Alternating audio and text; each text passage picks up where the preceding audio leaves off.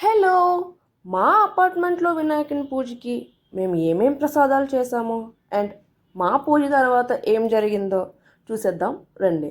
And మేమైతే కట్టె పొంగలి, శనగలు అండ్ బయట నుంచి అయితే స్వీట్ బూందీ అయితే తెప్పించాము.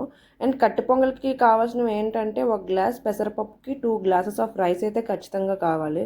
అలా తీసుకున్న పప్పుని లైట్గా రోస్ట్ చేసేసి అలా బియ్యం పెసరపప్పు కలిపి మంచిగా కడిగేసి పక్కనైతే పెట్టుకోవాలి. అండ్ ఇంకొక పక్క అయితే మేము శనగలు అయితే ఉడకబెడుతున్నాము.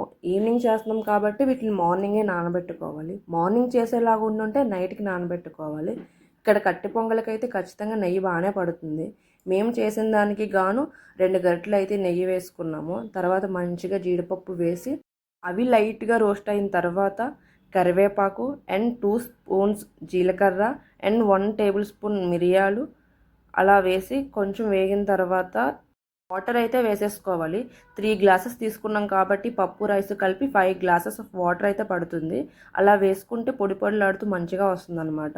అలా మధ్య మధ్యలో అప్పుడప్పుడు చూసుకుంటూ కలుపుకుంటూ ఉండాలి. ఒక టైం వచ్చిన తర్వాత ఈ కన్సిస్టెన్సీ వచ్చిన తర్వాత మనం సిమ్లో అయితే పెట్టేసుకోవాలి.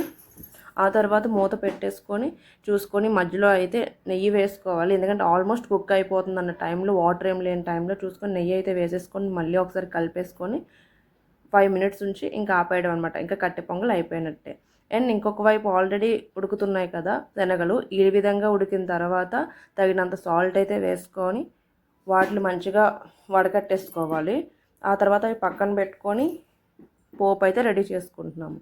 1 టేబుల్ స్పూన్ మినప్పప్పు, 1 టేబుల్ స్పూన్ శనగపప్పు, 1 టేబుల్ స్పూన్ ఆవాలు, కొంచెం జీలకర్ర వేసుకొని ఆ తర్వాత అది కొంచెం వేగిన తర్వాత ఎండుమిర్చి, కరివేపాకు అవి కూడా వేసుకొని పసుపు అయితే వేసుకోవాలి.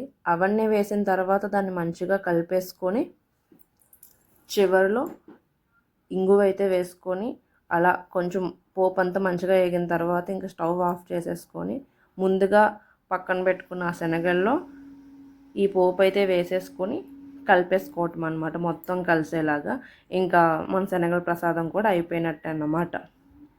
ఆ పక్కన పెట్టుకున్న శనగల్ని మళ్ళీ ఇంకొకసారి కలుపుకొని వేరే బాక్స్లోకి అయితే టర్న్ చేసేసుకున్నాము. ఇలానే కట్టె పొంగలు కూడా వేరే బాక్స్లోకి అయితే పెట్టేసుకొని ప్రసాదాలు ఇంకేవన్నీ పట్టుకొని కిందకైతే వెళ్ళిపోయాము. అండ్ ఆ తర్వాత ఇంకా మా పూజ అయితే స్టార్ట్ అయిపోయింది. పూజ అంతా అయిపోయిన తర్వాత కొంచెం అయితే ఫొటోస్ తీసుకున్నాము. అలా మాతో పాటు అక్కడ వేరే ఫ్యామిలీ కూడా పూజ అయితే చేయించుకున్నారు. సో ఇలా మేము వాళ్ళు చేసిన ప్రసాదాలను అయితే అలా దేవుడికి నైవేద్యంగా పెట్టేసుకున్నాము.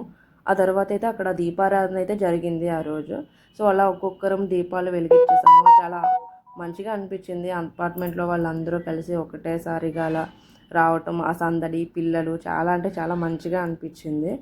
అలా ఒక్కొక్కరు ఫొటోస్ అయితే తీసుకున్నారు. అండ్ పిల్లలు అయితే చాలా అల్లరి చేశారు.